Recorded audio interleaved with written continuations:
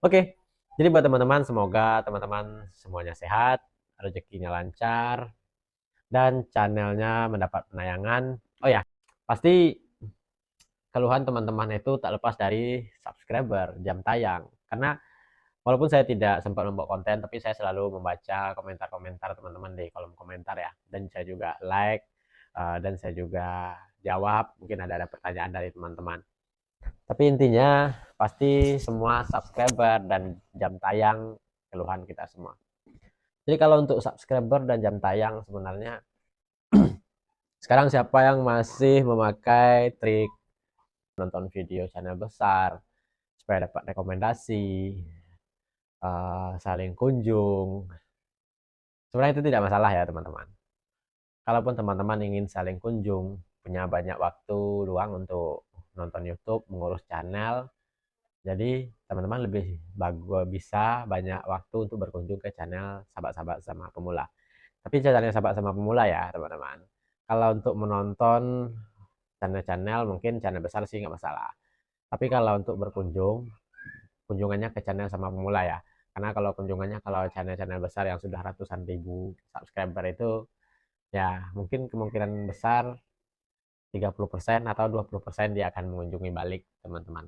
Karena dia sudah merasa besar. Ya maklum lah kalau orang sudah merasa di atas lupa dengan yang di bawah.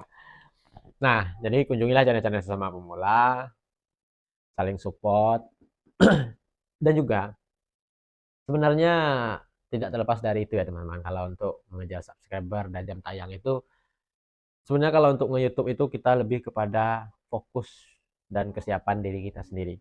Sejauh mana niat kita untuk mengembangkan channel. Kalau kita hanya sibuk berkunjung, saling support, tapi kita tidak ada perbaharuan dari upload di channel kita.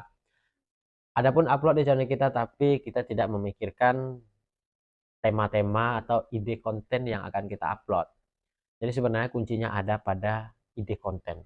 Yang sulit itu bagi saya sih sebenarnya bukan mencari subscriber ya. Ini jujur secara pribadi selama saya nge-YouTube yang saya rasakan. Yang sulit itu bukan mencari subscriber ya teman-teman. Tapi yang sulit itu memikirkan ide konten. Banyak sebenarnya ide konten, referensi ide konten yang ditawarkan channel-channel lain, channel tutorial, membahas ini loh ide konten yang mudah, ini loh ide konten yang mudah. Nah, terkadang kita terkendala, mungkin saya juga merasakan bagi teman-teman di rumah yang hanya memiliki HP atau yang masih belum mahir dalam editing. Kalau yang masih belum mahir dengan editing, sebenarnya sih bagi saya itu bukan masalah ya. Kalau memang teman-teman ingin berniat terjun ke dunia konten kreator, tentunya teman-teman harus memperbaiki diri, memasang niat yang kuat untuk memperbaiki diri lebih baik lagi, belajar ngedit. Ya, kalau nggak belajar ngedit, kalau nggak ada niat belajar ngedit, berarti nggak ada niatnya untuk sukses di YouTube. Kuncinya itu aja. Jadi kalau ada teman-teman saya membuat di kolom komentar, saya belum bisa editing bang, saya belum bisa ini, saya editing saya kurang bagus. Sebenarnya itu bukan jadi alasan channel kita itu tidak berkembang.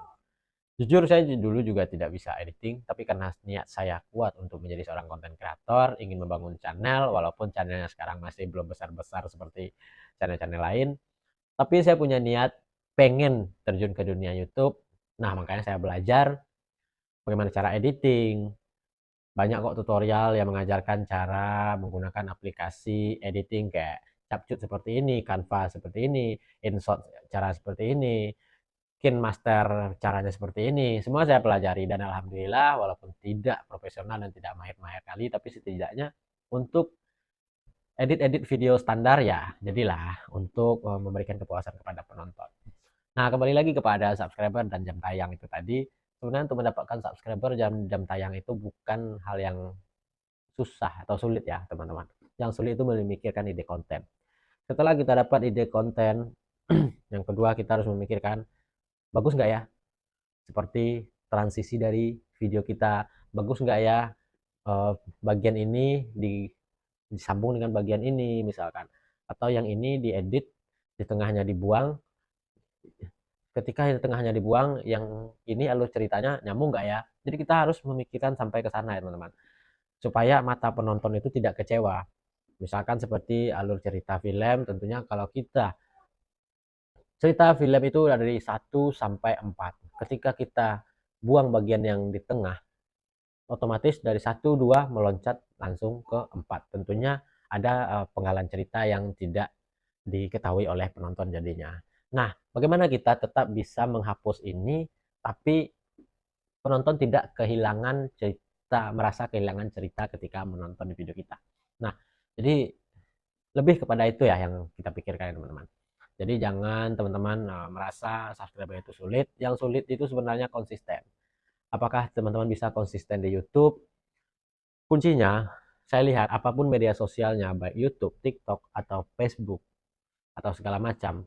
Kalau kita rutin upload video satu hari, atau 2 video kita sanggup 1 hari, atau 3 video sanggup 1 hari, rutinkan saja kita upload video, jangan pikirkan orang menonton atau tidak, pokoknya fokus membuat video.